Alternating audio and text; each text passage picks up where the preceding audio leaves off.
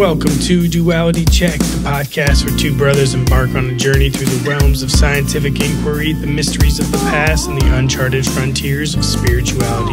Join us as we explore the wonders of our world and beyond, all while embracing the roles of curious bystanders rather than experts. Together, we'll unravel the tapestry of existence, blending the dichotomies of knowledge and wonder. Get ready to question, ponder, and delve into the dualities that shape our understanding of reality on Duality Check. I'm Drew. And I'm Dean, and welcome to episode number 46.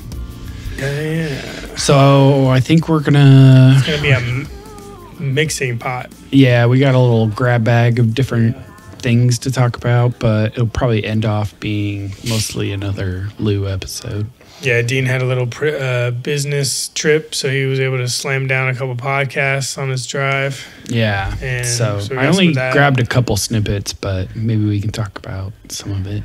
Yeah, I want to talk a little bit about Graham's documentary, unless you want to do a full episode on it, but... I mean, I'd be down to, for sure. Okay. I've only watched, like, the first... probably 2.5 episodes. Okay. Did you get all the way through it? I went through the first two, and then I jumped ahead because I wanted to just... I've seen a lot of his stuff, but I really wanted to see the visual stuff for Darren Kuyu in Turkey. So when I saw that in there, I clicked on that one. It was like episode 6 or 7 or something like that.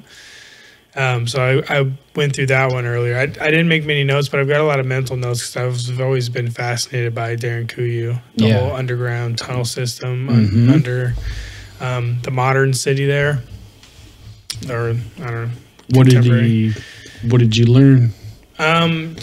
Well, it was interesting to see him walking through the tunnels and seeing how spacious it was because he actually goes and walks through them. Right. And films himself on site. Yeah. And mostly fascinating the connections between and like seeing all of the different areas because he goes to a few of the different caves or the underground tunnel systems. He talks about how what we kind of knew before, though, was how many there were and how the undergrounds actually connect a lot of them. Right. And he spoke to a few of the locals. So maybe we'll just do a full episode on it. But yeah, I thought that one was fascinating. So I'm excited to go over the rest. I kind of skipped around a bit. Yeah. I think we should probably do like a little mini series on just that. Yeah, I'd be down. Like 2 or 3 episodes, each one or something. Cool. Well, we got actually one comment. Oh, did we? I didn't even check. I forgot. So, Surf Boogie. Oh, nice. 7077 on YouTube. He says, Forces of Elements was here with a little hang loose emoji. That's my homie. And Force of the Elements is our old breakdancing crew. Yeah, that's cool. So he found us on YouTube now. That's cool. Nice. Yeah, he said he's been listening. Oh, cool. That was the only comment I got for this week. Unless we want to go over the AI-generated ones we get on Rumble. Yeah. We get a lot of ad comments on Rumble. People wanting to sell us SEO marketing services. Yeah. And then I get probably like 10 Russian comments a week that are spam on the website that I have to delete. Yeah. I didn't even check the website. No, I keep an eye on that. But okay, good. Yeah. All right, cool. So, yeah, as Drew said, I had a lot of driving for work yesterday, and so I was just listening to a ton of podcasts. But I listened to Joe Rogan's interview with Brian Cox, and actually the part I'm going to be pulling out here doesn't even have to do with like his expertise or anything. But before I go into that, there was a part where they were talking about the Drake equation where they kind of went on to the topic of UFOs. Okay.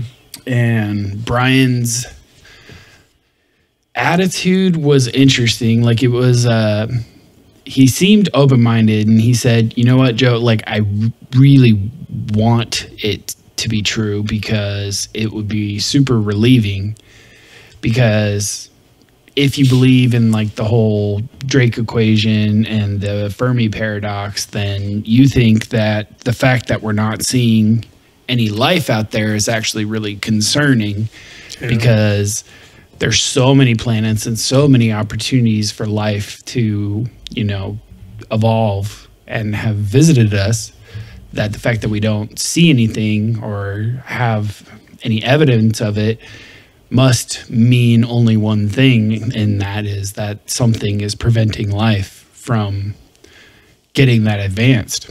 Yeah. And that's concerning to scientists who think like that's where the idea of this like great filter comes from.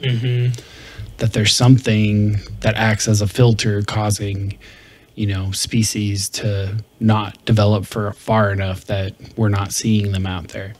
So if you think about like what we have been talking about recently, well, we had been mentioning at least, is like the idea that if this is the physical and there's other like higher dimensional stuff, kind of the stuff that like Bashar talks about. But like if they're like, if this is the physical reality and it's only here, like maybe the fact like there are other life forms in other dimensions, but in our physical dimension, we may be the only ones. And the only reason the only argument I'm putting forward here is that that this is the physical, like this is the only incarnation physically. Everything else is like on a different plane, at least in our understanding of physical. You know what I mean? Yeah.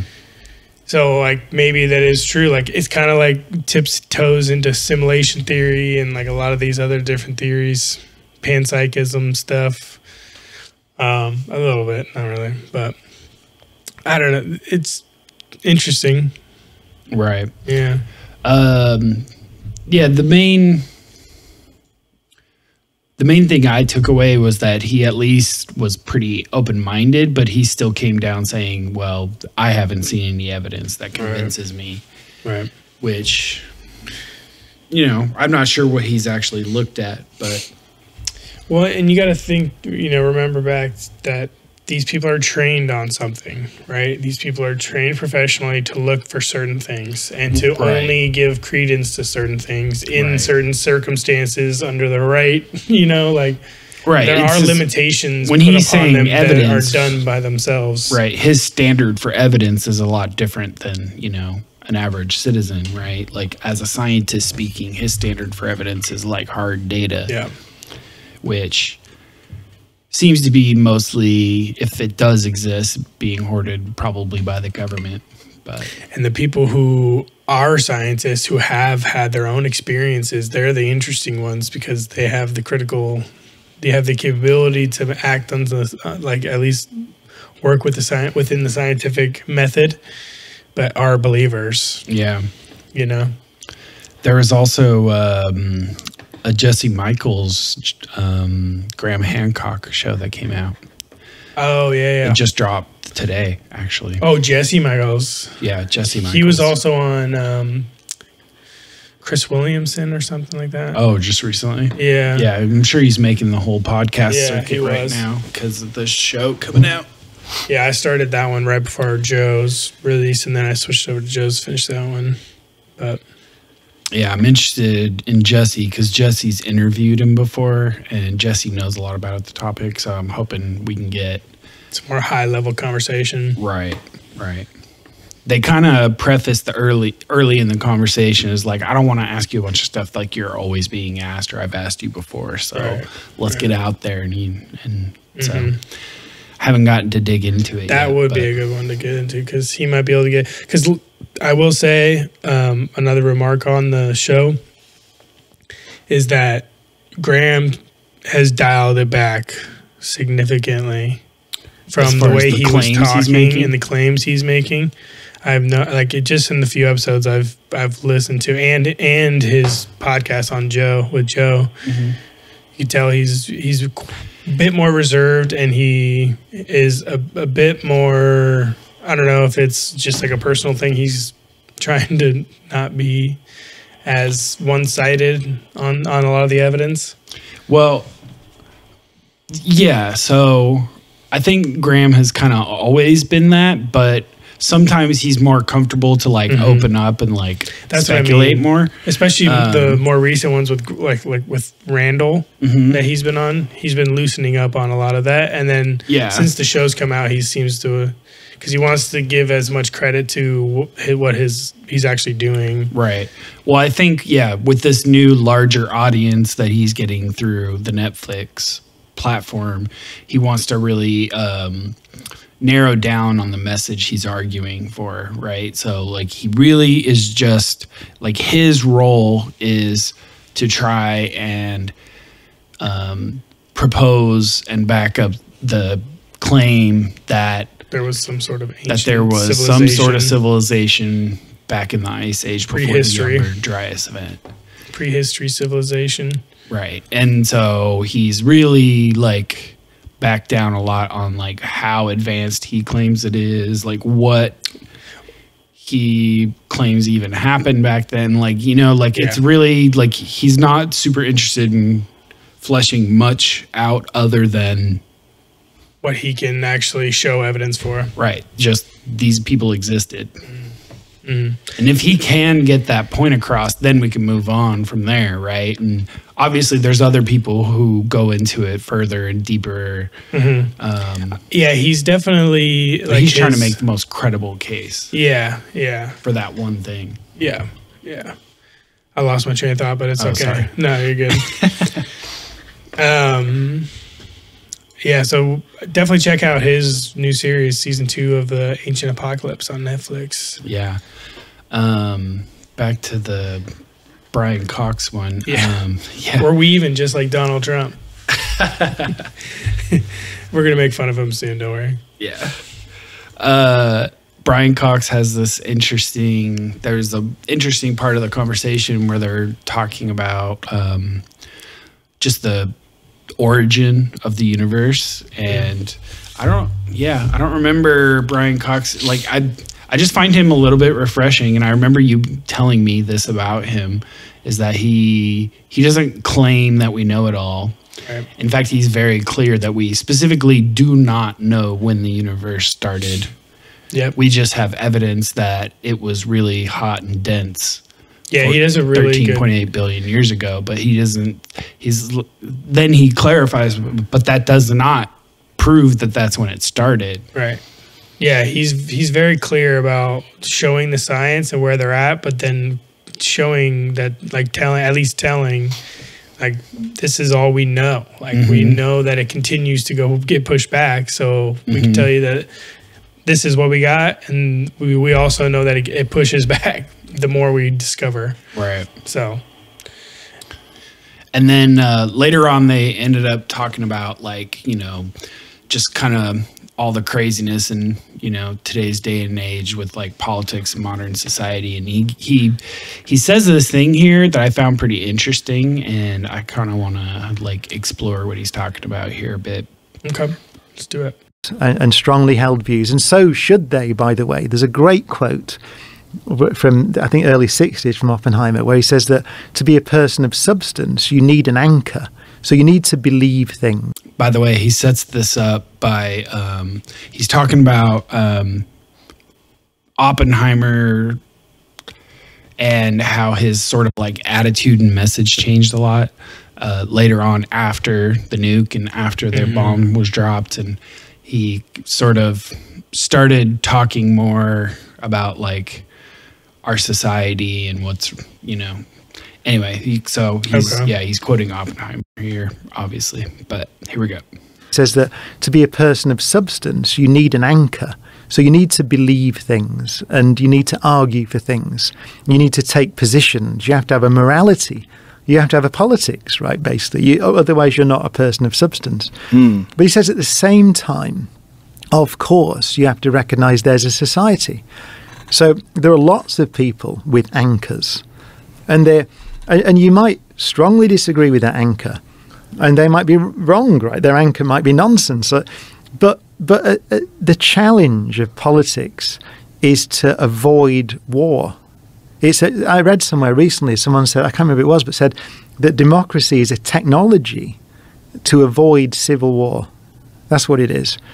So somehow you've got to understand that whilst you have your, and should have, your firmly held position, you have to find a way, and it feels almost contradictory, you have to find a way of understanding that the society as a whole is a complex mixture of all these different little particles with their own anchors and their own positions.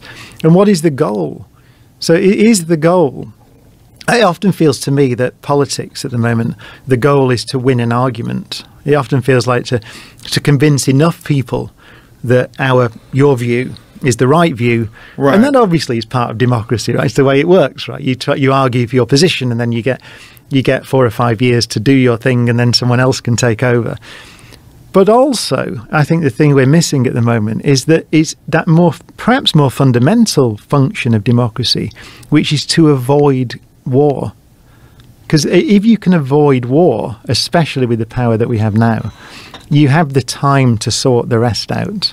But if we can't avoid war, we don't. And I think that, and Oppenheimer wrote that he knew that in the 50s.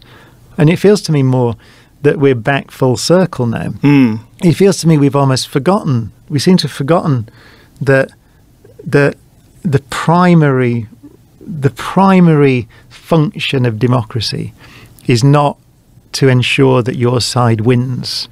The primary function of democracy is to ensure there's a chance for the other side to win at some point in the future. Yes. Yeah, that's it really. That's what I would like to say. No, it's completely accurate. And yeah. I thought that was a nice little speech he did. That's a nice, cool quote. Yeah. Certainly fitting for the type of rhetoric we're hearing lately. Right. Both sides. Yeah, a couple nitpicks. So like, obviously, if democracy's a technology to avoid civil war, like, it's not always very good at that. And I think it's a technology, it's not the only. Right. I think one of the problems with it right now is that everyone tries to use, like the federal government as like a way. Everyone wants whatever their policies are to be enacted federally. Right. Yeah. And so everyone tries to make whatever their pet political issue is a national issue. And I don't know that all of it is supposed to be. I think a lot of it is supposed to be local. And that's why the states are supposed to have, the states run by the people are supposed to have the majority of the power. Mm-hmm. And they are the ones who decide what their state is and isn't going to do. Right. And people can align themselves or move within the states based on their preferences.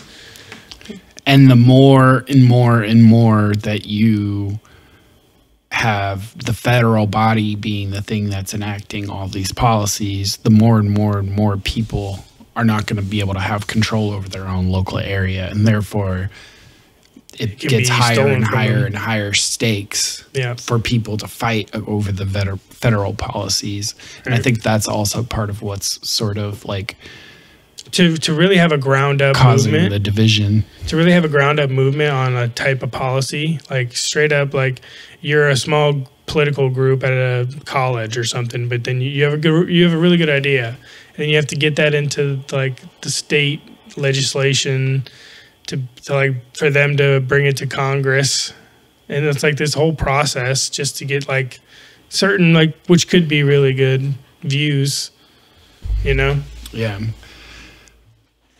It's arduous. Mm-hmm. But yeah, interesting thought from Brian. I like it. I like him and all of his science stuff too. Like it's just explaining quantum physics and black holes and yeah. He's a good listen. And then there's the next podcast I listened to while I was driving so much yesterday was I just went on a Joe Rogan binge, I guess. But he had it on Sam Tripoli. And Sam's like this awesome like conspiracy theorist minded comedian. Okay. So he's funny and he also like goes deep and crazy with it. I actually forget what this clip is that I clipped, but let's listen. Take a look at it. Keep talking to people. It's interesting. Do you think they give people information hoping they'll put it out? 100%. I think there's also UFO. people still in the government that say they're whistleblowers and they go out and they spread false information. I have a friend of mine. He's named Trevor. He told this story on my show about his dad worked at this like institute in Chicago, and his dad was just like a handyman at the place. He'd fix stuff, right? And well, one day he gets a call to a level that he's never been before, and he goes, okay, I'm going down. So he goes all the way down. He gets in it. It's like a weird, like just a weird floor. It's like weird energy. He starts walking down the hall. He looks in. There's like animal experiments going on. His dad tells him this, and his dad tells him this way later on, like he doesn't have much time left in his life at this point, so he tells him this story. And it's he says he sees some weird stuff with like monkeys going on, a weird thing with a horse in this thing. So he keeps walking. He's like, what is going on here? And he goes far enough, right, and he sees this, there's just this room with this giant craft, and he's like in awe of this craft. And he Trevor's dad tells him, I see something in there and it's like gray. I don't know what it is. And then all of a sudden this tiny green thing is like walking on the outside of this craft.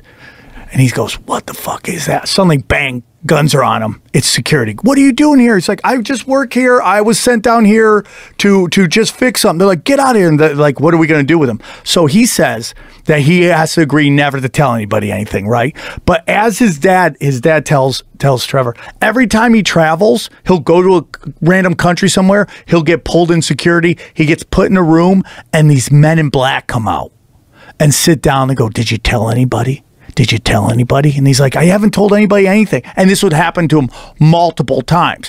And Trevor said his dad's not that creative, never would come up with crazy stuff like this.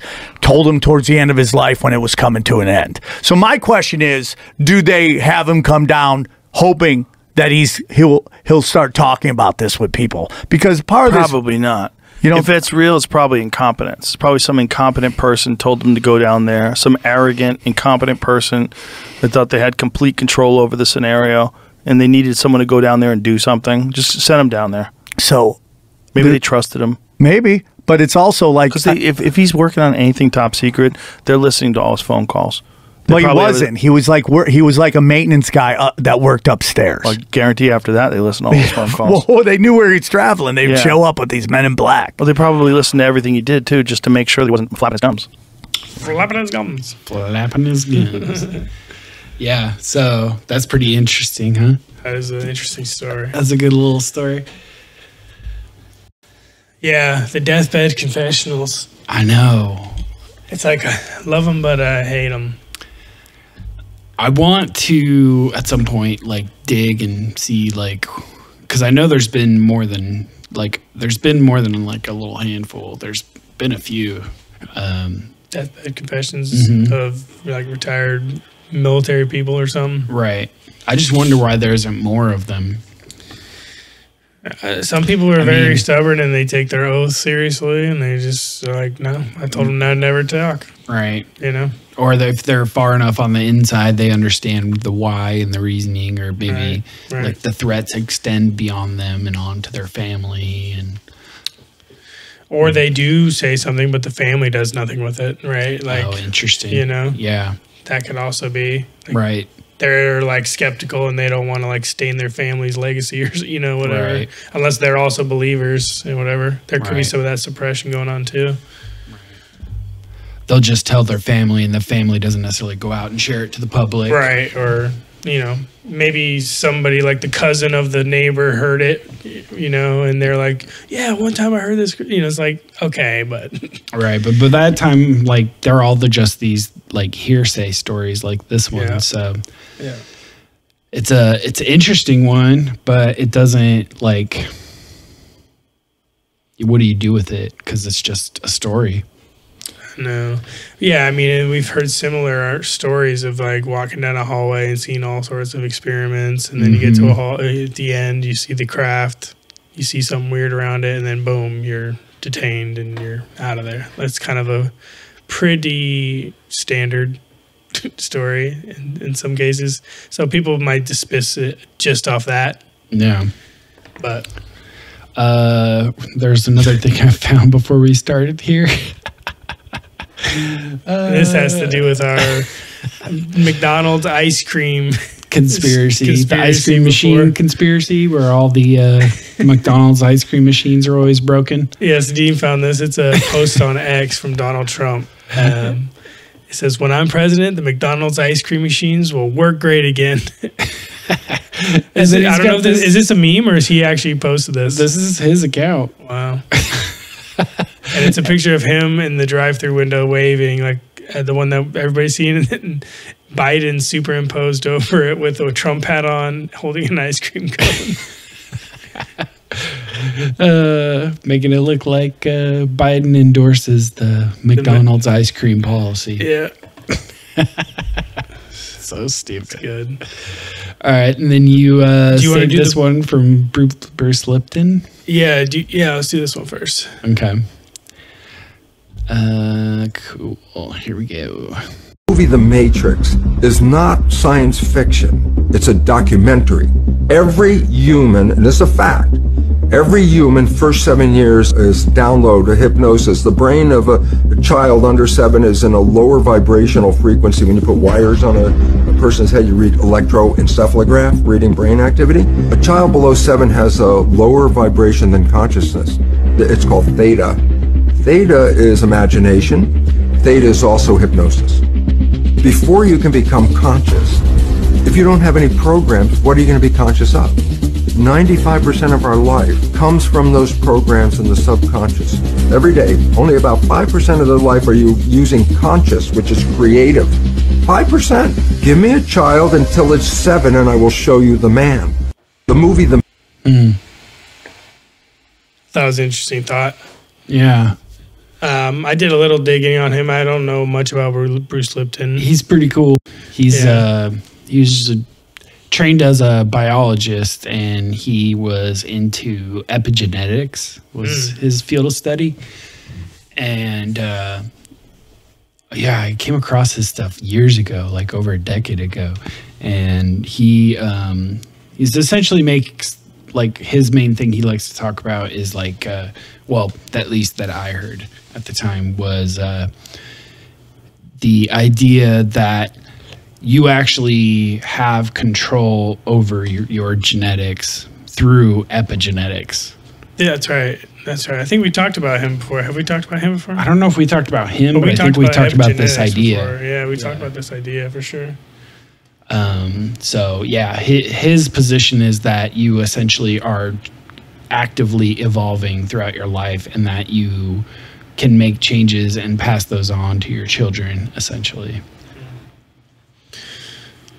Well, yeah, this video is interesting. Just the idea that before 7, you're in a lower state of consciousness, or unconscious in a sense, and this idea that your programs are imprinted on you in that time. That's why it's such a susceptible time for kids. Right.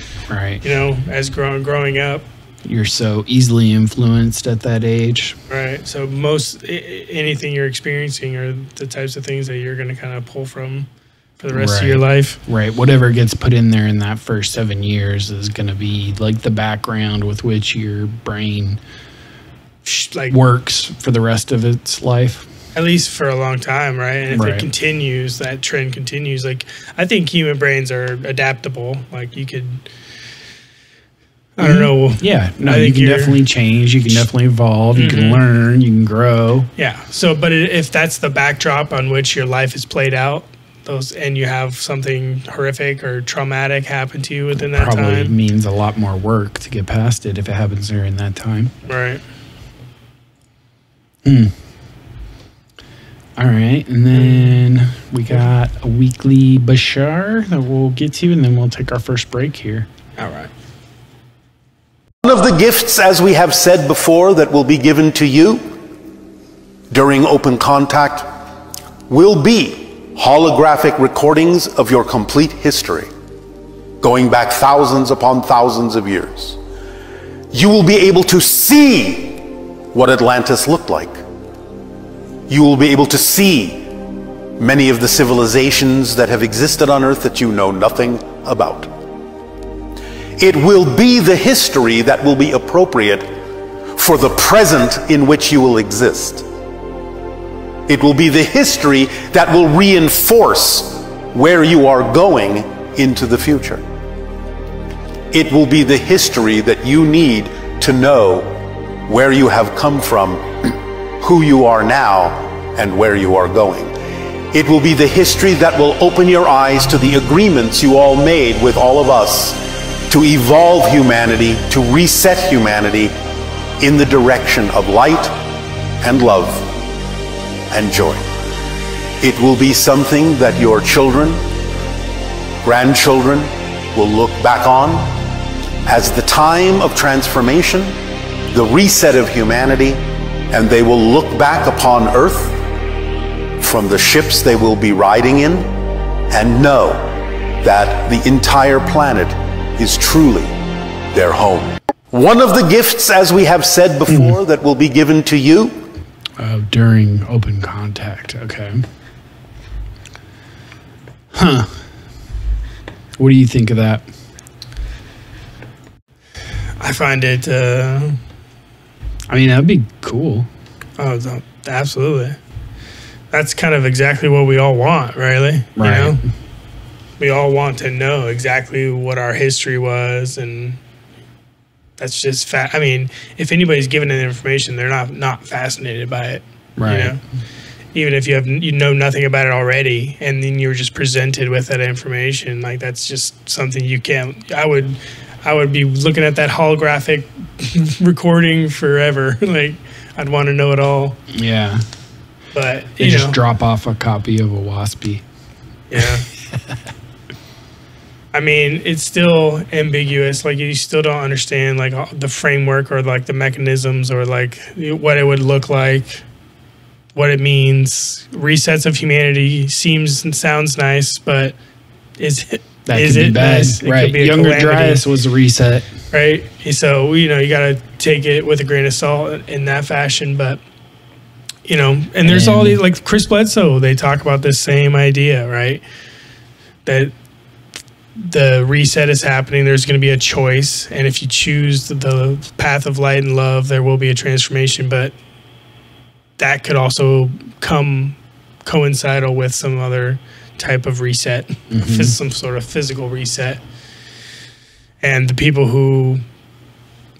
And especially in history and even in the Bible, the people who are chosen, the people who are told about the calamity, the Noahs, are the ones who were saved, but everybody else is kind of sacrificed for it.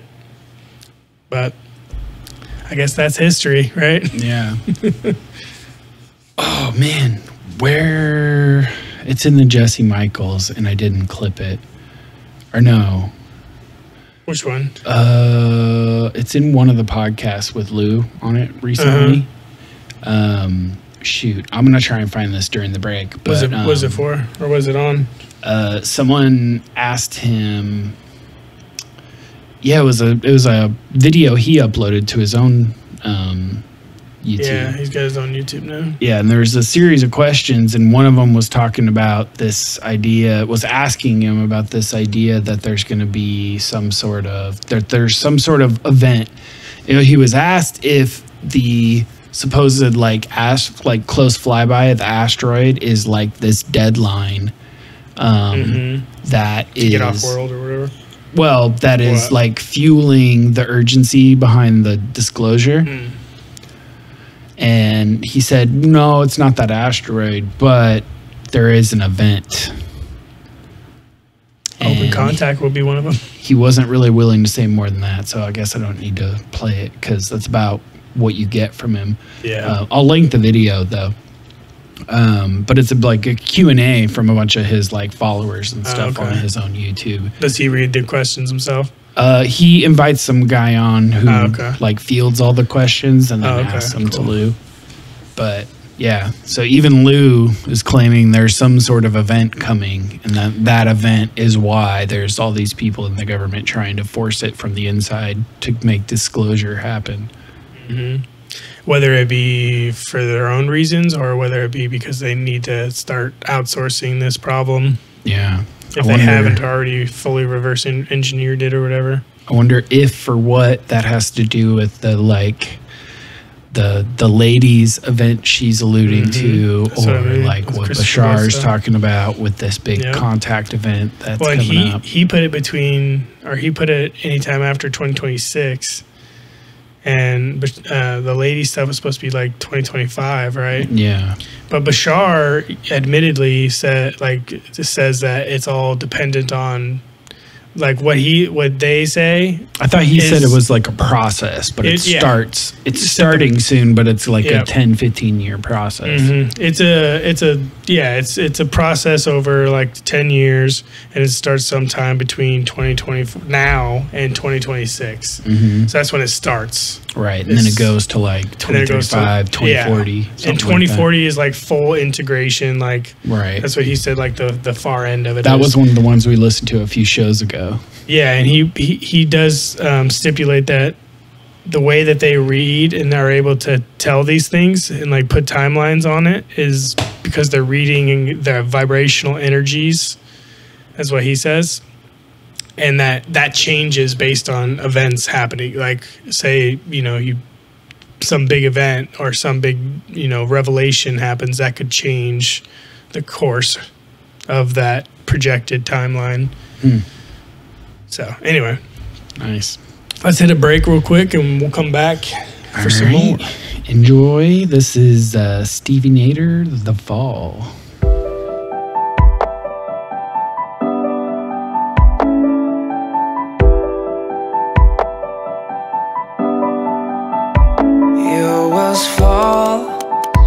Life was pulling away from us all, but you begged it to stay, sent out calls for the warming sun rays from the hall to the open doorway.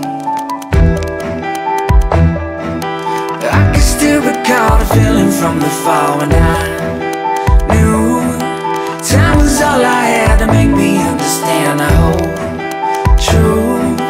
I can still recall the feeling from the fall when I knew life was still frozen over and glossed winter kill from the damaging frost of your guilt. Tied inside you and taught lovers will offer to you for now. I can still recall the feeling from the fall when I knew time was all I had to make me understand the whole truth. I can still recall the feeling from the fall when I knew.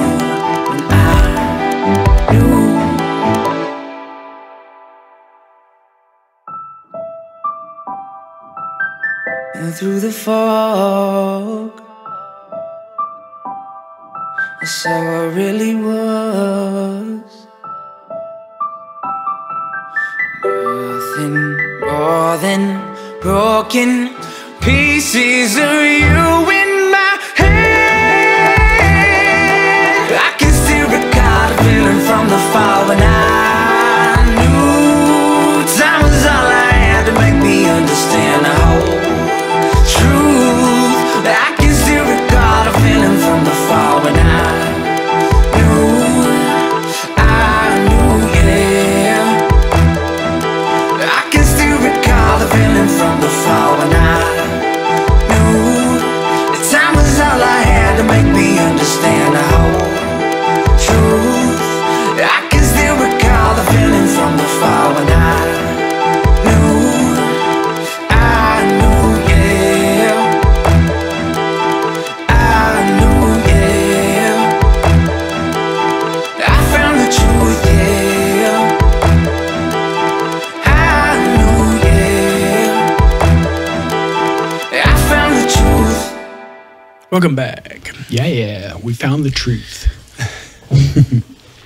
No, but I did find Another Bashar. interesting Bashar. Yeah, Bashar has, well, yeah, it's I believe it is Bashar actually being channeled.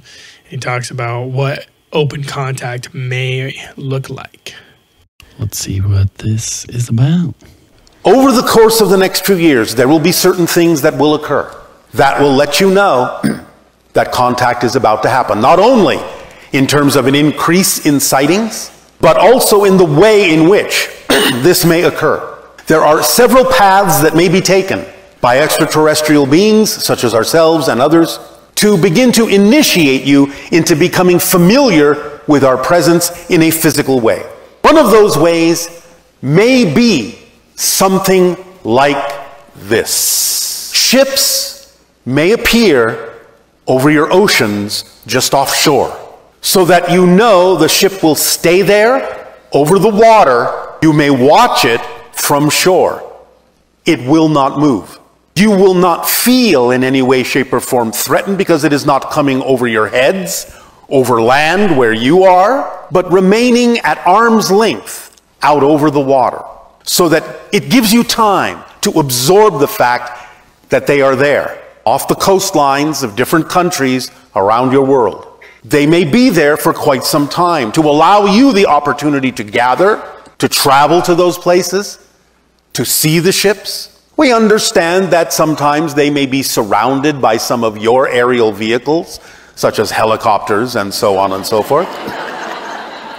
But that will all just be part of the show. They will remain there to give you time to get used to the idea that we are here, to get used to the idea that this is the beginning of a great change upon your planet, of a great change in your society, to give you time to discuss among yourselves how you will respond to this change. Take your time. It's fine. There's no hurry. There's no rush.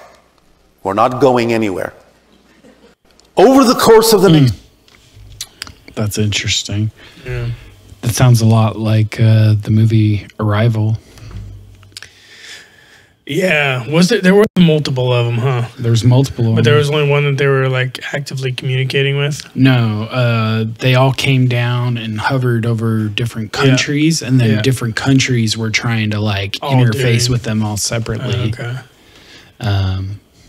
Yeah.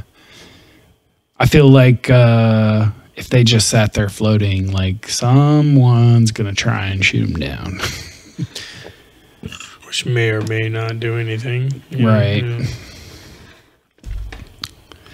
Interesting. Yeah. I mean, even just like the idea that it'll become more frequent. Like we're probably in the range of like getting more frequent sightings and people becoming more comfortable, and maybe you get closer, like the phenomenon gets closer to you, right? Like there's so many sightings happening, and like a friend sees one and it's like adamant, and then maybe you see one and something that makes you think.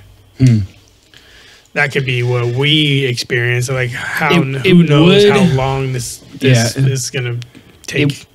It would take something like that for the masses to fully believe, because I mean, in today's day and age, you can't really believe a video on the internet. Yeah. You would need to be able to go there and see it yourself. Right. To fully believe it. Right. Or at least have people in your life you trust who do that and report back to you, right? But what it also leads an opening for is the government, from a government or a conglomerate of the government, the UN, whatever it might be, having the technology, whatever the group, the shadow group we've all, alluded to, having the technology to do like some sort of holographic false flag. Right. That's something that happens before. Like they may have some sort of knowledge about when it's going to happen, but I don't know. But I guess it would either way.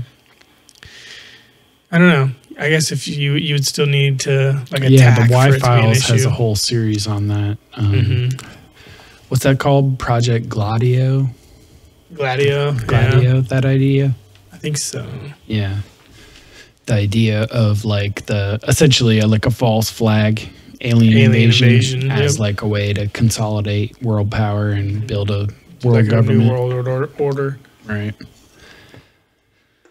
And how would you know, like if they just came and floated, like how would you know that it wasn't, you know, reverse engineered tech? Like what would be the aspect of it that convinces you that it's genuinely alien, made from someone other than humanity? Yeah, unless something steps out, or they're like standing on the roof waving, or you know, and they like do interviews or something. You know, they need to go on Joe Rogan.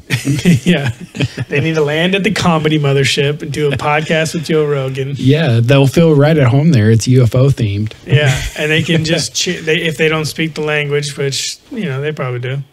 I mean, how good can the podcast be when they communicate telepathically? The microphone. We got to figure out a new. I know. We need the telepathic microphone. Yeah, we need like some sort of. We need like the what's it called? The chip. Neuralink. Neuralink. Yeah. And then that can instantly stream to the internet or something via Starlink.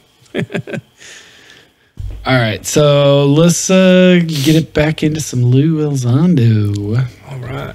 So Drew had clipped a few clips from the Jesse Michels episode with Lue, and we'll go over these to get back into Lue here, and then we'll I've got some more notes and whatnot from the book. But Drew thought it might be a good idea to go over some of the just like basics of who is Lue. So let's play this. What's it like to be me? I wouldn't want anybody to have to be me. I don't want to be me in this particular case because it's very tough. You're right. Half of the government hates what I've done. They consider it talking out of school. And of course, you're right. Half the public doesn't know what to think, right? Am I a disinformation agent? I got all these things around here from various intelligence agencies, right? Mm-hmm. I can't be trusted. No way. What? How you doing, sir? Nice to meet you. Oh my God. I'm Lue. I'm like actually geeking out for like the first time ever. Sir, your name? Nate. Nate, nice to meet you, sir. Would you mind? Sure, if you want, no sweat. I can take it. Do you like me? I don't know if you wanted to. No, not much more than that. I was just going to show it because, I don't know, Lue seems to like a little bit of the name recognition now. Seems to enjoy it. Interesting. Yeah, I mean, at least he's cognizant of the fact that... Of the detractors. Like, well, there's a very valid argument for the fact that he's coming out of the CIA, like the intelligence world. Still working within it, too. He still consults within it. He still has his top secret clearances. He hasn't like the term whistleblower... It's loosely applied there, I believe. Right.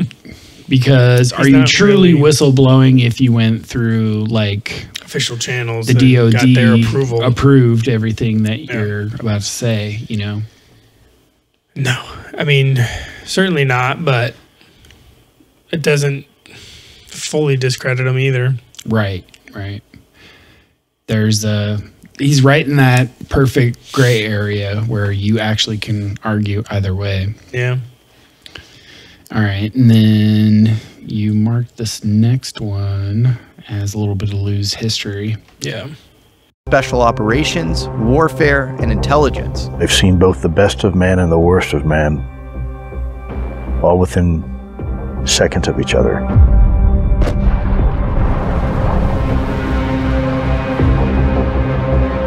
His father, Lue Sr., was a Cuban exile who originally fought shoulder to shoulder with Castro. After falling out with the Cuban communists and coming to America, he became part of the CIA's Bay of Pigs invasion to topple Castro. Finally, he joined a hardcore militant group of Cuban exiles called Alpha 66 that engaged in all sorts of very interesting rogue operations for three-letter agencies. Alpha 66's explicit mission was to eventually invade Cuba and topple Castro. This was the environment Elizondo grew up in. Little Lue knew how to work every gun under the sun. Here's how you cock this. Pull it back, let it go. Bang, bang, bang, bang, bang, bang, bang, bang. Yeah. Gives a little bit of his family history. Right. Yeah. He talks about that in the book. Yeah. Yeah. He was essentially raised and trained by his dad to like fulfill his dad's mission, you know, and help free Cuba. And so, yeah, he was basically trained as a soldier as a kid. Yeah. And his dad was also worked for a lot of these 3-letter agencies, and it was in the CIA's interest for people like Lue's dad to come here and continue being trained and continue being able to work, because get your son trained at an early age, get him recruited. Right. Because then, yeah, the CIA could send him back over to help overthrow Castro, which I think there were some attempts, but I don't think, like, obviously didn't go down that way. Yeah. All right. And then we got another one here. So this is the dude. We talked about it a little bit. So one of, so this interview with Lue that Jesse did happened in 2 locations over 2 different years, 2 different time periods. Is a couple interviews stitched together. And the more recent one that was just done recently, like he's in Washington, D.C. with what's his name from Yes Theory. And they're interviewing Lue in this like Masonic temple. And when they walk in to the place, there's the like caretaker of the building, and he turns out to be one of the last living witnesses of the Washington D.C. sighting. And so this is them getting a chance to interview him about that. Yeah, so my father and I were sitting on the back porch, and he happened to look up and see it looks like 4 waves or something. There were lights. 4 of them. They trailing about 3 or 4 behind it. And I asked my father what was it. He just looked at me and said, I know. Which direction did your house face, your porch? My porch was like the 13th and E, but 12 blocks from here. From the Capitol, right off, or half a block off of Pennsylvania Avenue. And my back porch, from my back porch, you could see the Capitol. This show contained a lot of bizarre synchronicities that I have trouble explaining. In fact, the groundskeeper of this lodge, an 82-year-old man named Maurice Hill, recognized Lue before we even got there and started to open up about his own UFO encounters. Soon we learned that he was one of the last living witnesses of the famous DC flyover. A slew of UFO sightings in July of 1952 in the Capitol, prompting headlines like this newspaper article, and a call between Truman and then American chief UFO investigator Edward J. Ruppelt. It also sent the CIA into a frenzy about how to manage the UFO problem. We can say that the recent sightings are in no way connected with any secret development by any department of the United States. There's been a lot of discussion that actually there were some, I think it was an F-105 fighter jet that was actually scrambled to intercept those lights, those luminous objects. And there's even one reported account where perhaps they were asked to fire upon and may have actually hit one of them. That has not been verified yet, but there are some allegations about that. Me and 2 of my friends were standing on the sidewalk talking down on Wiley Street Northeast. And while we were talking, just happened to look up to see this thing going up in the air, looked like a huge jellyfish. I said, what the hell is the jellyfish doing up and going? And it just was going up and up, and like the jellyfish was in the water or whatever. At the bottom of it, looking at it, it looks like looking into a volcano when you see reddish and black, the lava bubbling, lava bubbling or whatever. That's what it looked like under the bottom of it. First of all, when did this occur? What year? That was in the 70s, around 73, 74, somewhere along Early there. to mid 70s. Yeah. Okay, and was that here in Washington, D.C.? Yeah. So do you remember what direction you were looking at in the sky? Yeah. That way, southeast. How far away and how big was the object, if you had to guess? That thing was big. It was about the size of maybe a car, like a round, but it was round, about the size of a car. And it was about, when I first saw it, it was like looking at that. And then it looked like it was just going up and up and up. Almost like a parachute? Is that a... Yeah, like a parachute. Yeah, the just so happened that the roof of the temple happens to had the perfect shape to and the color similar. That looks almost similar to what he was talking about there.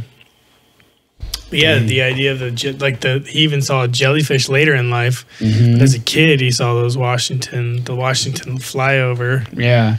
And then Jesse talks about the jellyfish sightings, because there was that one video I think if we can from just continue Afghanistan. Yeah, let's go on to that, because I always didn't really know what to make of the whole jellyfish one. Yeah, either. like to me it kind of looked like a plastic bag or a bunch of plastic bags kind of like floating or something, you know.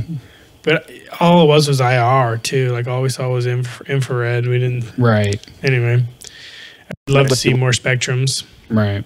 Was just going. Interesting. Well, how high is this? About 30 feet? Yeah, we're roughly about 30 feet. Well, that was about 45 or 50 feet. That's just pretty a little close. higher than Wow. When UFO researcher Jeremy Corbell released a video that was caught in Iraq in 2018 of a jellyfish-shaped UFO, I have to admit I was a bit skeptical. It just felt like the object looked like none of the other discs, tic-tacs, saucers that get reported. It was extremely high strangeness. And so hearing this groundskeeper, Maurice Hill, saying that he himself had an up-close and personal encounter with a jellyfish-shaped UFO was actually pretty mind-blowing and was fairly confirming for me. Well, thank you for your time. Yeah, really sir, it's been an honor and privilege. Thank you very much, Mr. Hill. Oh, you're welcome. Thank you. That was so cool. The jellyfish one is an interesting one. Yeah. Just see what that could be, right? Because it's not like one of these conventional UFOs. I don't know if it's I'm almost thinking it's like some sort of like, I don't know. I don't know if it's like in waste or portal or. Yeah. I don't know if it's in this interview, but I've heard Lue comment on the jellyfish shape and referencing his sort of idea on how the UFOs work, and that the outer skin may be like essentially sacrificed in the turning on of the technology. That's right. So maybe it is some sort of byproduct. Yeah, and so he was thinking maybe what you're seeing in those jellyfish examples is actually that, like, whatever layer, like, dripping off of it or something. Interesting. Yeah, but I mean, that doesn't exactly sound like what unless it itself has some sort of, like, I don't know. What if the skin is actually like some sort of like a living skin? Some sort of like, I don't know, living is the right word. I don't know. Yeah. Technologically alive. Could be some sort of technological symbiote. Yeah. And then you highlighted this part about NASA's occult history. Looks like it's a few minutes. Maybe we want to start the next... Start that, in the next segment here. Sounds good.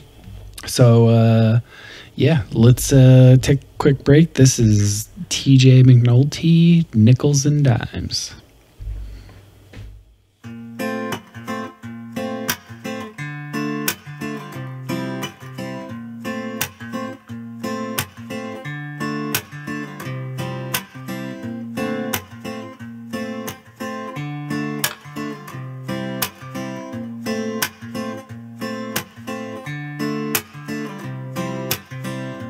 I had a nickel for every time I lied to myself. I'd buy myself some common sense and make those cents stack into dollars.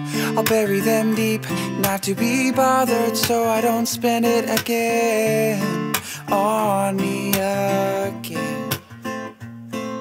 Well, no, not on me again.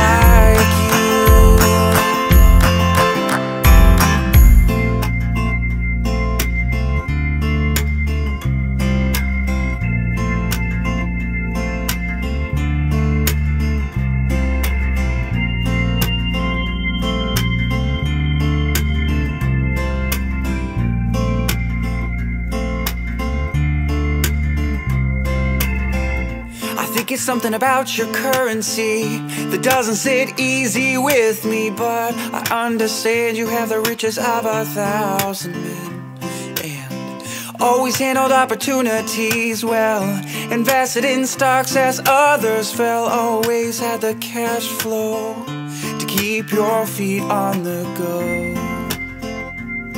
Well, you were always a capitalist of love's riches.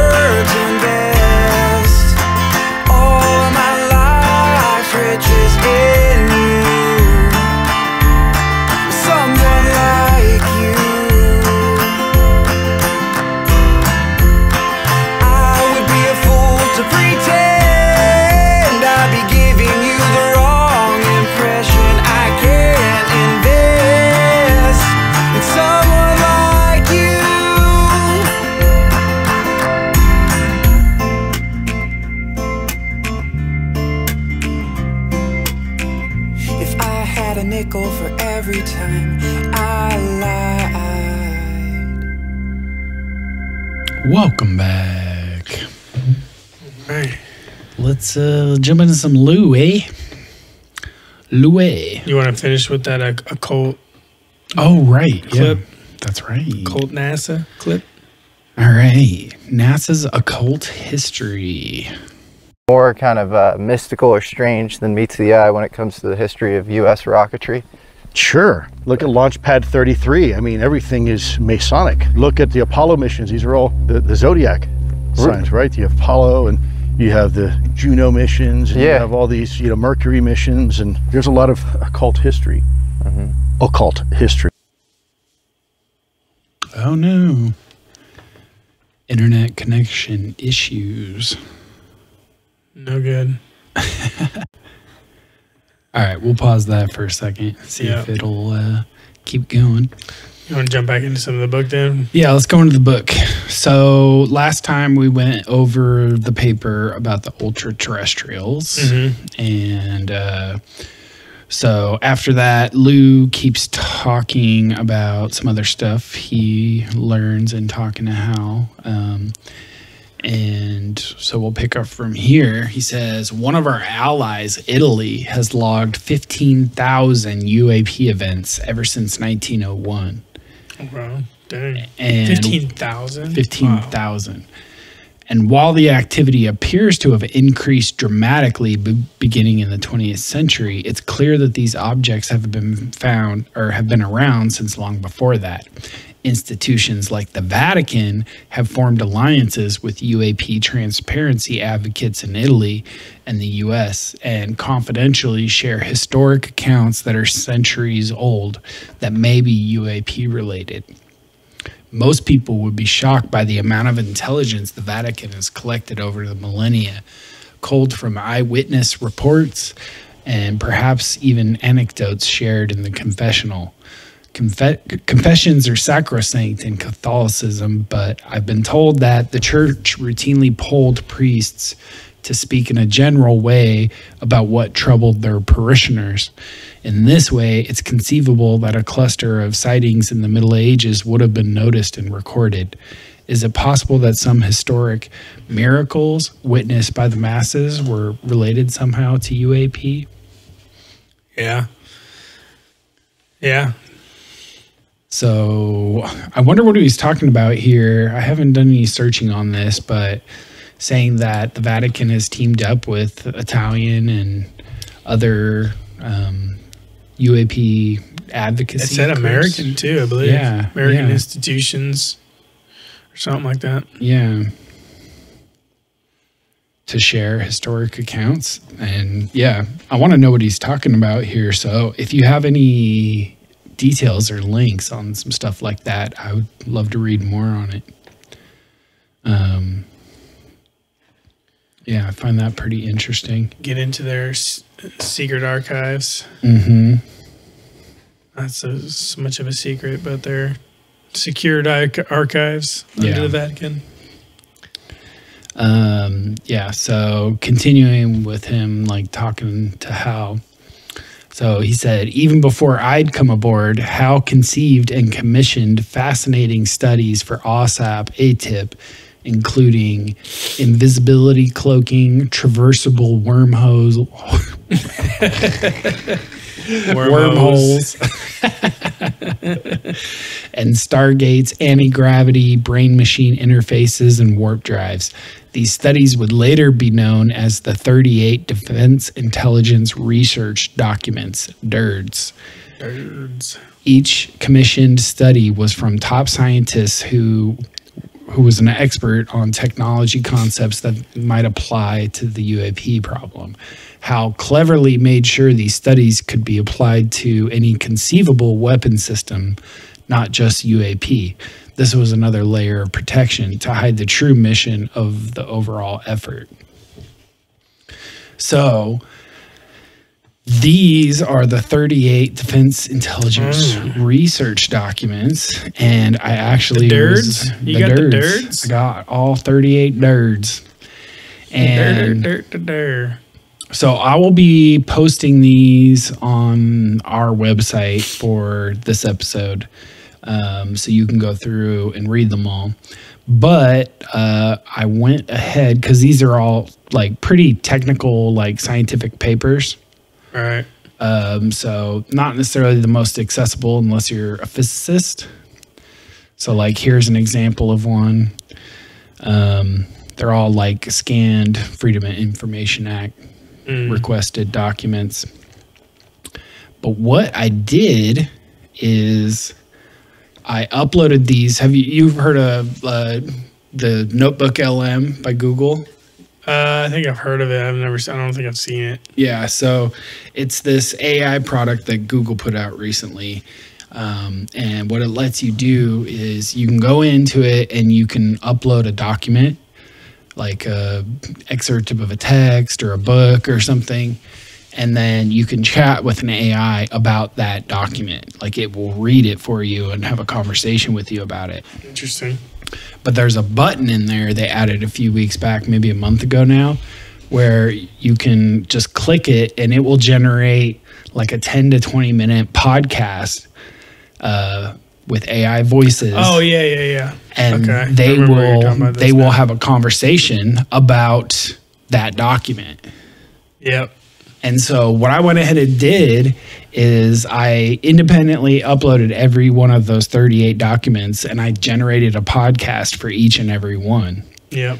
And so we're actually going to be releasing these as like a secondary podcast. Yeah, we'll probably create a second podcast feed and we'll link you guys once they're released. Yeah.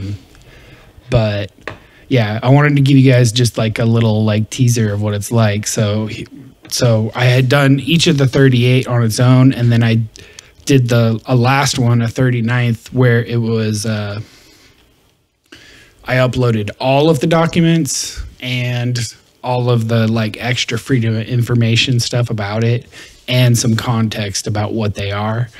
And so tried to have them have like a little bit of a high level overview about the topics. Interesting. And their like implications for like the UFO topic and stuff. So wow. I wanted to play a little bit of a snippet from that podcast. So let's dive right in. We're taking a deep dive into some declassified research documents today, and let me tell you, this stuff is really out there. We're talking about advanced technologies, government programs, UAPs, the works. It's the kind of stuff that really makes you wonder what's going on behind the scenes, you know. Exactly. And what we have here is a collection of scientific research papers that were requested by physicist Hal Puthoff when he was a consultant for, get this, the AAWSAP. The Advanced Aerospace Weapon System Applications Program.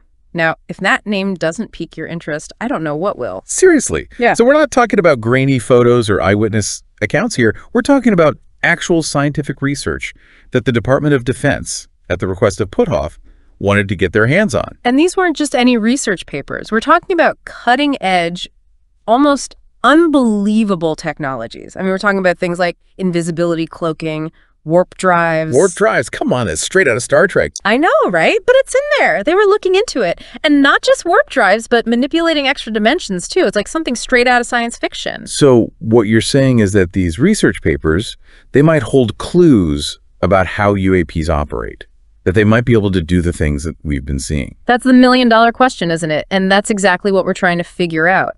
See, if we want to understand how a UAP could possibly move like that, or how it could even be engineered in the first place, we need to start thinking outside the box. Push the boundaries of what we think is possible. Exactly. And that's what these documents do. They delve into theoretical physics, exploring concepts that could potentially explain the unexplainable. All right, so give us a taste. What kind of technologies are we talking about here? So, yeah. Wow. That's pretty cool. Wow. So, yeah, I'm going to be releasing all of these for you guys to check out because it's pretty cool to go through these documents, actually. So what I did is I got a list of all of them and a little description. So I just wanted to go over what some of these are. Maybe like some of these will stand out and we can talk about them a little more. Okay. So document 1 is about metallic glass. Which is crazy. Yeah. So this document, released by the Defense Intelligence Agency, explains the properties and potential applications of metallic glasses in aerospace. Metallic glasses are alloys with an amorphous structure, meaning they lack the long-range order of crystalline metals. This unique structure gives them exceptional strength and stiffness, but also leads to a lack of ductility and poor fatigue resistance. The document discusses the challenges and opportunities associated with using metallic glasses in structured applications, including the need for new alloys with better glass-forming properties. So, yeah, metallic glass, that's one of them. I know. This next one looks interesting. Yeah. Programmable matter is number 2. So this document discusses the potential of programmable matter to revolutionize aerospace tech. It examines 4 types of atoms: natural atoms, quantum dots, photonic and metamaterials, and liquid crystals. It explains how they can be combined to create materials with highly customizable and dynamic properties. It explores the advantages of these smart materials, including advanced energy management, energy scavenging, and even the ability to create invisibility. Yeah. So essentially, like, I believe with the programmable matter, they're talking about like having matter that you can like have it switch states, basically. Right. Which on a large scale, yeah, could be its propeller, too. You know. Number 3 is pulsed high power microwave source technology. So this document provides a comprehensive overview of pulsed high power microwave HPM source technology. It begins by explaining the history and applications of HPM, including its use as a potential energy weapon against electronic systems. It delves into the critical technologies required to build HPM sources, such as insulation, switching, and cathode materials. It examines various types of HPM sources, including pulsed electron beam sources and impulse HPM sources, explores their design and operation. And it also discusses different antenna technologies used for radiating HPM signals, including horns, parallel plate antenna, and impulse radiating varieties. So, energy weapons. Yep. You don't need just an EMP anymore. Right. Directed energy weapons. Biomaterials, number 4. Explores the field of biomaterials, which are materials used in biomedical devices and therapies. explains the importance of biocompatibility, particularly for implantable devices and sensors. It examines a variety of biomaterials such as silicones, Teflon, biodegradable polymers, hydrogels, titanium, and ceramics, and discusses their properties, applications, and advantages. It also highlights the use of biomaterials in specific medical applications like cardiovascular devices, hip and knee replacements, dental procedures, drug delivery systems, and hemodialysis. Yeah, so this is interesting because this is probably inspired by like the people like what's the old school Whitley Strieber in his book. He was one of the guys that he had like an implant in his ear, and it was like there's like video like, of his doctor like examining it in his ear, and he left his in. Yeah. But yeah, apparently there's like strange properties with some of these abductees who have, you know, claimed to have these implants left in them. Yeah. And it was highlighted on X-Files too. That whole idea.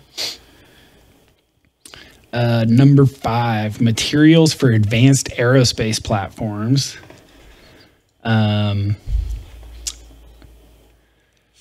So it examines materials used in advanced platforms, specifically launch vehicles, reusable crew modules, propulsion systems, analyzes the advantages and disadvantages of various materials, including advanced aluminum alloys, polymer matrix composites, titanium alloys, titanium matrix composites, nickel-based alloys, refractory metal alloys. Anyway, a whole bunch of just advanced materials. Yeah, and then it says based on their temperature capability, strength, stiffness, and fatigue resistance, fracture toughness, and creep resistance, the document discusses how it was developing and commercializing new materials, emphasizing the importance of cost effectiveness. So, okay. Yeah. Number 6, space access, where we've been, where we could go. This document explores the historical development of hypersonic gliders, air-breathing rockets as potential means of accessing space. It reviews various configuration concepts and technological challenges, highlighting the advantages of lifting bodies over wing body designs, and analyzes the impact of weight ratios on takeoff and landing modes. The document emphasizes the importance of a robust space infrastructure and the need for a dedicated, organized effort to develop such a system. It concludes that the engineering expertise and confidence of the Apollo and Saturn V era is crucial for building the necessary infrastructure for commercial space travel. Interesting. I think Elon's getting some leaked tech on that. Or at least some sci-fi. I mean, he's probably using sci-fi mixed with like just not giving a shit and like doing whatever he wants and having knowledge that supersedes most other people's knowledge, or at least the ability to, you know, gather the knowledge all together and like make it useful within each of the different categories and stuff. I mean, whatever he's doing, he's definitely making progress. I mean, he freaking caught a 20-story rocket out of the air. That's crazy. It's insane. He just caught it, and the idea is to like pop it down, do a few refills, clean it up a bit. Yeah, and then pop on another freaking bullet and shoot it out. His ultimate goal is to make them so that they can be relaunched like within an hour. And if you have enough of them, you could have enough to decommission some or put them in maintenance, and then just continue to have them popping off every couple of hours. Right. He's trying to get the cost Especially if it's per pound of launching material into orbit way down, and so having it the fully reusable craft is the key to that. When it brings about the feasibility of like full on like, even if it's just orbital, full on people, like getting out there and building multiple, like new space stations, new orbiting stations, you know, private people might have an interest in that, you know? Yeah. And be doing it. I mean, obviously his plan to go to Mars anyway. Number 7, invisibility cloaking, theory and experiments. This document explores the science and technology behind invisibility cloaking, a fascinating and potentially transformative concept that has captivated humanity for centuries. It delves into the history of the idea, from the use of camouflage by animals and the fictional accounts in literature, such as H.G. Wells' Invisible Man. Then it examines various theoretical and experimental approaches to achieving invisibility, including the use of metamaterials and curved space. Highlighting the current progress and future challenges in developing such technology, the document emphasizes the crucial role of mathematical intelligence, intuition, and imagination in overcoming these challenges. It concludes by discussing the practical implications of invisibility cloaking, the potential for its applications in various fields, and the necessary technological advancements to make it a reality. Yeah, I mean, I would say the interest is certainly there. Yeah. For anybody who can crack that. I've seen a few videos of like some Chinese scientists who are like unveiling some sort of like invisibility cloak. It's like actual like piece of cloth that is coated with whatever technology they have. Right. And it's able to bounce the light and reflect the light in such a way that it looks, whatever's behind it looks invisible. Yeah. I've seen it like cheated by like the use of like, I've seen people play around with like cheating it with like the use of cameras and screens. Right. Like by filming what's on the opposite end of you and then projecting that on like whatever surface. Yeah, it could just be a green blanket. Right. Which is kind of, I think that's sort of the theory behind, like, if you ever watch the Marvel movies and they have the big helicarriers, that's essentially what appears to be like how theirs work, is that they have these like screens that are projecting whatever is viewable above. But that's almost like just active camouflage rather than true invisibility. Right. So, but I think this applies to like the UFOs, because if the UFOs are actually creating some sort of like space-time bubble that they're flying in, that could possibly curve the light around it so that you don't actually can't see them, depending on like whatever the geometry and orientation of the curve. Unless you're very astute, very like you're able to pick that kind of stuff out. You might see like a warp of some kind of the light. Yeah. But you're not going to pick it out. Yeah. Number 8, positron aerospace propulsion. Positron. Yeah, explores the potential of positron annihilation for use in aerospace propulsion. Yeah. I'm going to... Blown up positrons, you can skip maybe. Yeah, there's a bunch of propulsion systems proposed in a bunch of these papers. Number 7, inertial electrostatic confinement fusion. Focuses... Yeah, electrostatic confinement fusion. Focuses on work done at the University of Illinois Urbana-Champaign, but also references experiments conducted at other institutions. IEC is a unique fusion approach, as it offers spin-off applications, including small neutron sources and the potential to burn neutronic fuels, such as P11B, which I have no idea what that is. Yeah. Metallic spintronics, number 10.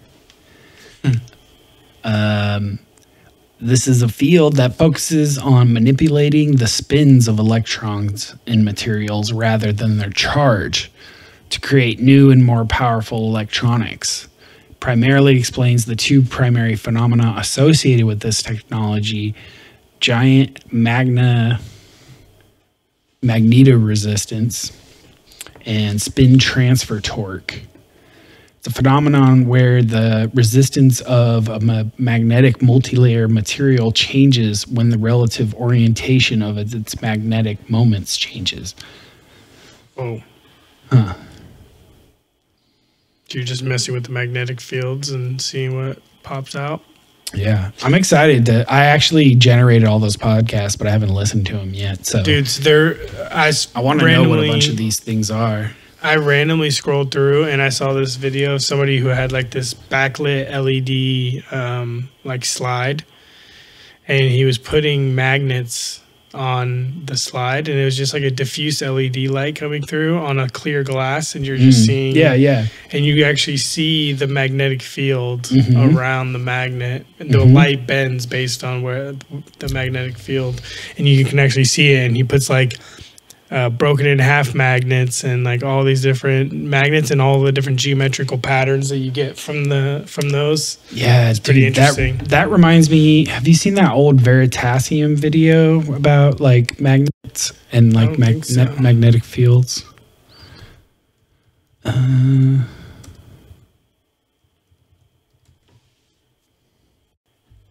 Ooh, this one's cool. World's Strongest Magnets.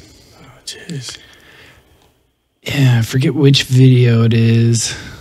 He's got a bunch of cool ones on magnets, but one of them involves this. There's this company that they show, and they make these like magnetic locks and stuff. They make like cabinets that that lock with magnets, where they're like they have like a magnetic printer, like they can print with a magnetic material and like surface. Make a combination of like north and south poles on any given magnetic surface. Right. And so you can actually print out two different plates that line up, and then when you rotate one, they won't be able to be parted, but then when you rotate it the other way, then you can open it.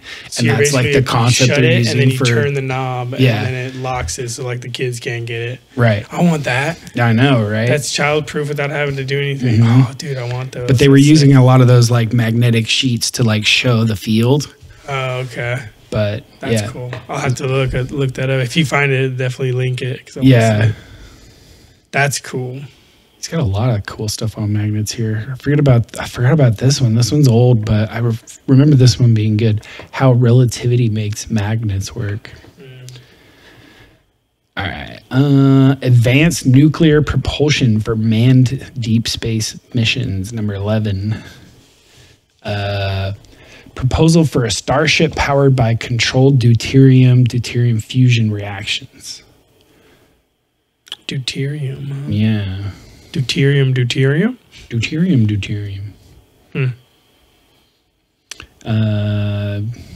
Yeah, deuterium, isn't that like depleted water? So it's like water with a different like chemical compound, I believe. Oh, really? Technological approaches to controlling external devices in the absence of limb-operated interfaces. This is number 12. It's like mind control? Yeah, like mind control operation of electronic devices. So essentially like Neuralink style interfaces where you could like pilot an aircraft or whatever. Wirelessly integrated into electronics. Examines the potential of brain-machine interfaces to allow humans to control external devices with their thoughts. Yeah. And number 13 is warp drive, dark energy, and the manipulation of extra dimensions. Yeah. This one examines the potential for manipulating extra dimensions to create a warp drive. Theoretical method for achieving faster than light travel. So these were all DIA investigations, funded research articles done by outside scientists, but funded by the DIA by Hal Puthoff as part of his OSAP program. Damn. Yeah. Okay. Number 14 is the role of superconductors in gravity research. going to go through some of these faster. Number 15 is advanced space propulsion based on vacuum. Space-time metric engineering. Examines the effects of space-time modification using the metric tensor approach, which is over my head. Yeah, I was going to say. I think I've heard that word one other time, and I've heard it with Eric Weinstein. Mm-hmm. The space communication implications of quantum entanglement and non-locality. So, essentially coming up with like instantaneous teleportation, quantum communication tech. So, like if you send a ship like multiple light years away from Earth and you need to communicate, you don't want to have to wait light years for a light signal to travel back to Earth. So if you can use some sort of quantum entanglement to create like instantaneous communications across vast space. What if they're, in my head, like fantasy time here, like the idea of the quantum entanglement is like if there is an entangled particle for every, like what if all particles are entangled with something in the universe? Right. And if you have the ability to move between without having to go all the way there or back, maybe there's some potential for the idea of like teleportation or travel. Like, obviously, there would need to be a lot done for that, but right. But it's an interesting thought. Yeah, I've heard of the idea of entanglement used for communication, because like the whole theory is like if you create these two particles at the same time, you make a change to one, that change happens instantaneously in the other, and you make a system out of it. Theoretically, a lot of physicists say it's not supposed to be faster than light communication, but some people think it actually will be.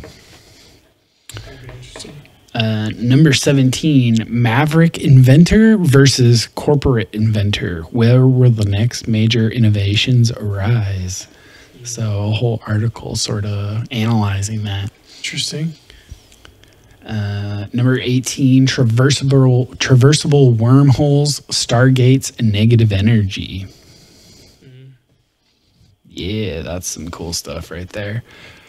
That would be another interesting way to do it. Like, what if you could just create a gate that, like, you walk through it and you're on the moon, you know? Yeah.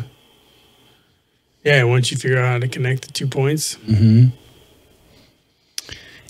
Number 19 is anti-gravity for aerospace applications. Yeah, explores the concept of anti-gravity within Newtonian physics. Gravitomagnetic forces. Number 20 is biosensors and biomems, a survey of the present field. So this is talking about biomedical devices, like implantable devices for like monitoring sensors and messing with the body. There's people they're releasing that soon. Like, I mean, at least they're trying to get it out there where you basically take one pill one time, and their doctor has live stats into your health and can trigger the pill to like release this or that based on whatever your needs are. Yeah, or at least at least the ones that they're talking about now are able to detect whether you're taking your medication. That's what they're rolling it out as. So they don't, like, if you're an elder patient and you take this, then they can detect whether you're remembered to take your pill or not, because you might not know. They can detect the blood levels of whatever. So they can actually be like, well, it looks like you didn't take your pill. That's probably why you're whatever, you know. Number 21 is high-frequency gravitational wave communications. So this one examines the potential for using high-frequency gravity waves for communication. Yeah, that's interesting. I think gravity waves are supposed to travel also at the speed of light, so I don't know. I wonder what advantages you would get using that over I mean, electromagnetic just waves. the fact that you might discover it quicker, or maybe discover less how to use it things quicker. could interfere.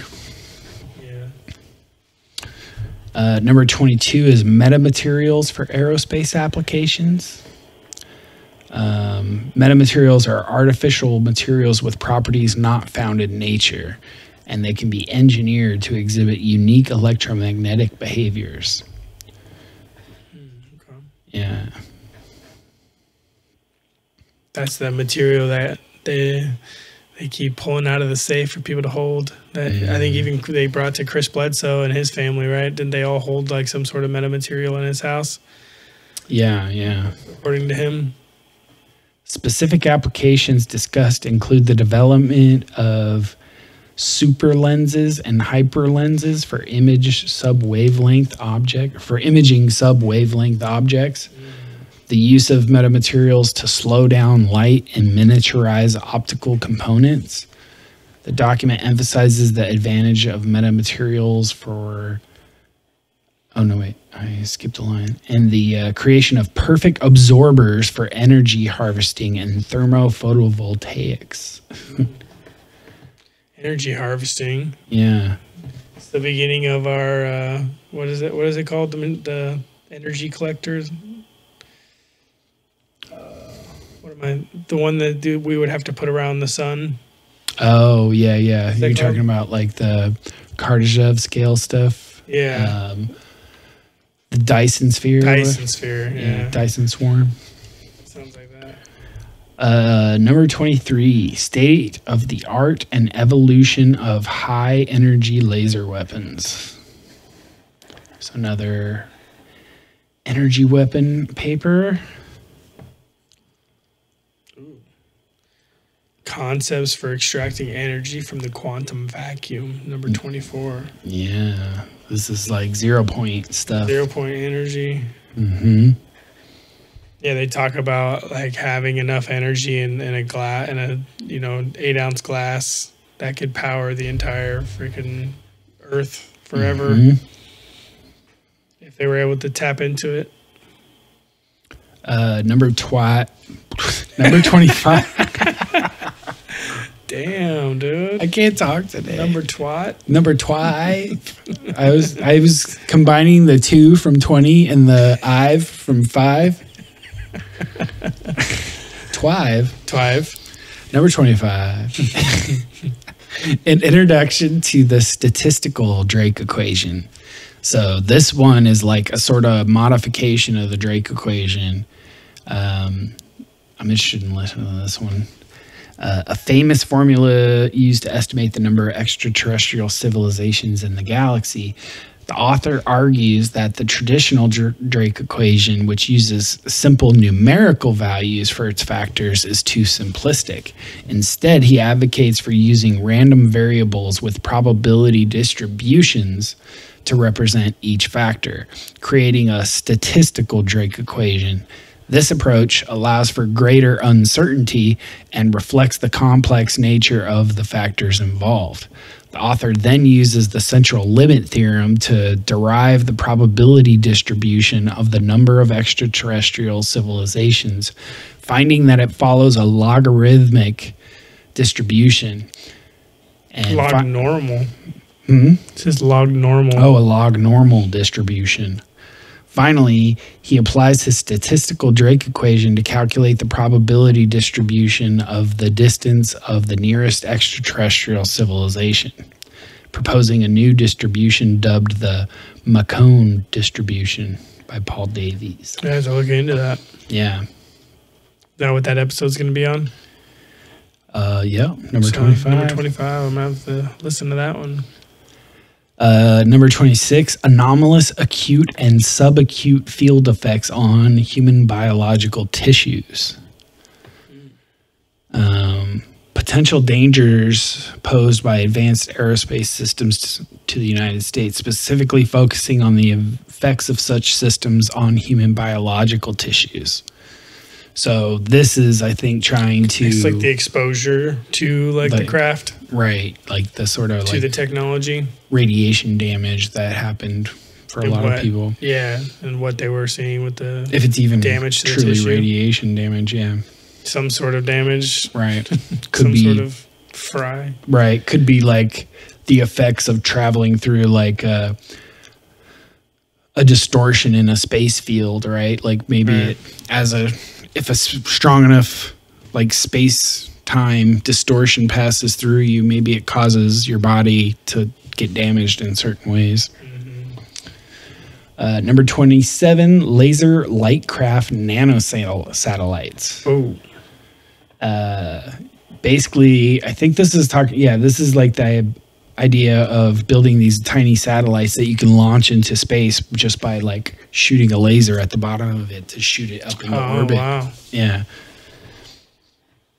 Like they're just smaller, these like personal satellites. What would they be used to this? I mean, think of like how like we used to go from these like big and expensive launch satellites to now the like Starlink idea where he's just dropping out masses of these things with each launch, right? Mm-hmm. Like take that to the extreme and make it even cheaper. Yeah.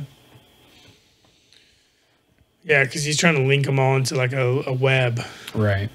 So if you have these like tiny little things and they're all linked, mm-hmm. the web would be the same, but it would cover even more ground. This is That's interesting. some Tony Stark shit, bro. Right. Number 28, cockpits in the era of breakthrough flight. Explores potential design of cockpits for future spacecraft, specifically those that utilize advanced propulsion systems, examines the implications of breakthrough propulsion technologies like faster-than-light travel and the manipulation of gravity, inertia, as well as the potential challenges and adaptations required for human-machine interfaces.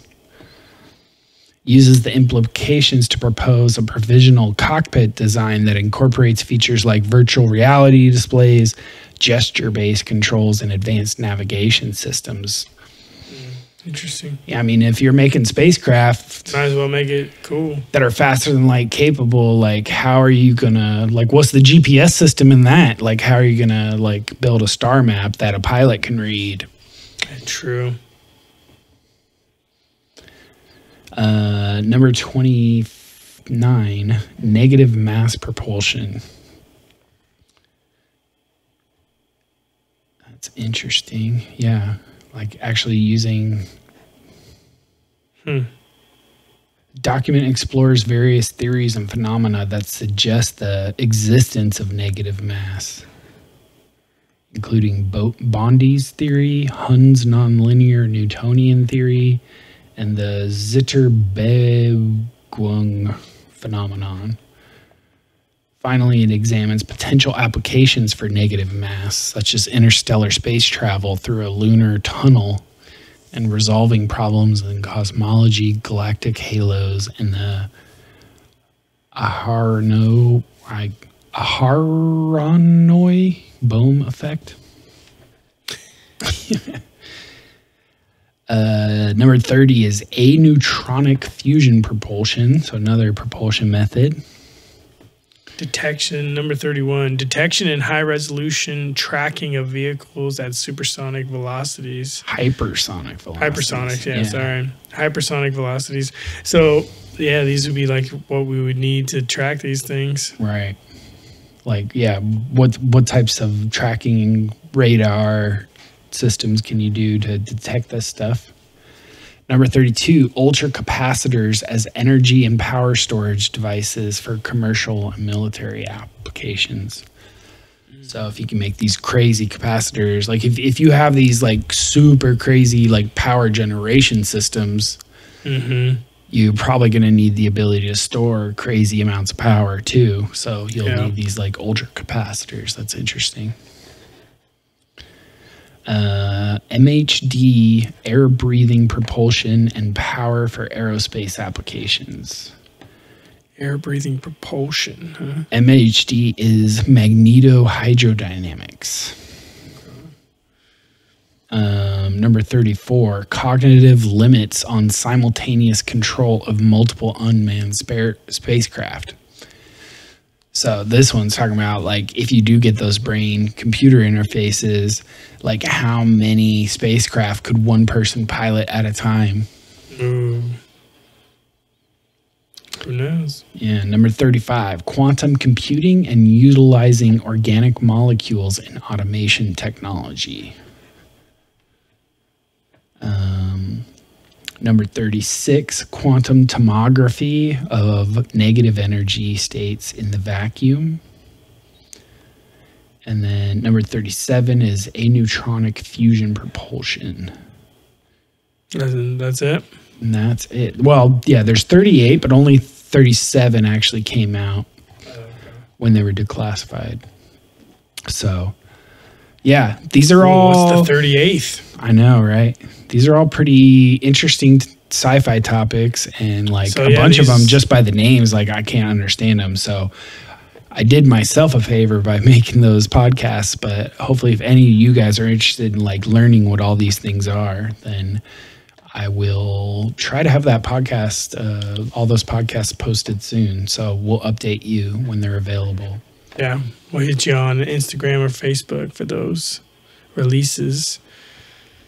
Whether I think we could do some sort of like sub channels on, or we can put it in shorts or something. How long were the podcasts? They're all between like 10 and 20 minutes. They're actually pretty quick.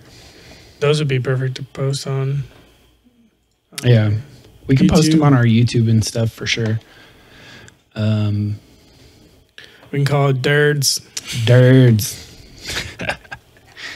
All right, cool. Well, yeah, I just wanted to go over all those DIRDs, and it's pretty interesting that the government is investing in research in all these areas, and this is just what Hal funded through the DoD. Yeah, but this isn't the like tip of the DARPA iceberg and stuff, right? Tip of the iceberg, and this is with civilian scientists doing the research, right? Right. From all over. Yeah, it's very interesting. Mm-hmm. You want to wrap there? Yeah, I think so. I'm a little tired. Unless you got some more you want to bring out? No, yeah, we could wrap there. Okay. Yeah, so if you guys like that podcast, if you're listening on any of the podcast platforms and just listening, and you want to see any of the videos or references we're making live, you can check all of our stuff's out on our website at host@dualitycheck.net. Or no, sorry, that's our email. Our website is just dualitycheck.net. You can find all of the information, all the links, all of the video, or at least all of the links to the video. If you want to see the video incorporated while you're listening, we can follow us on YouTube and Rumble, and all of our episodes will release on those, and you'll get to see all of the video incorporated into it. Yeah, so if you got any tidbits and you want to help us out with some of that Vatican UFO stuff that we were talking about earlier, or whatever you might be interested in, hit us up at dualitycheck.net, host@dualitycheck.net, or Instagram and Facebook. Yep. All right. And we'll see you guys next time. Later.